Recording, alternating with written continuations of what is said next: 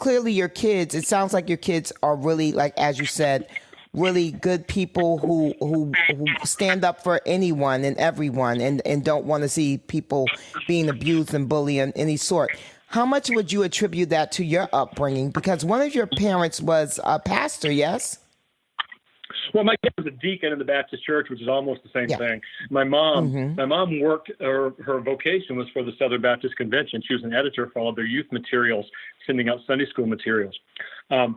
So I was raised, church 3 times a week, Sunday morning, Sunday night, Wednesday night, Southern Baptist. And I almost went to seminary. My first couple of years in college were aimed towards seminary. And then I just realized it wasn't what God had in mind for me because doors kept closing.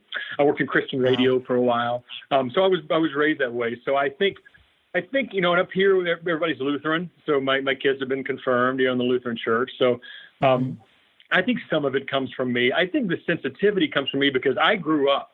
I had to have a real renaissance because I was a racist youngster.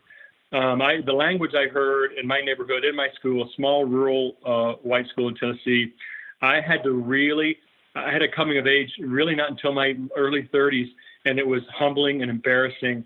And I think it's proof that if you can just open your mind and get out of a situation, it's very illuminating. So I've had quite a journey there, and now I've really beat it into my. You don't have to beat it into my kids, but pound it into their brains that how important it is. And luckily, they're being raised that way in schools too. So I hope that that is just fading, into our past. You said you didn't have this awakening until you were in your early 30s. You mind telling us about that? Because, they always say you can't teach an old dog new tricks. So, I mean, in your early 30s, you were a fully formed grown man.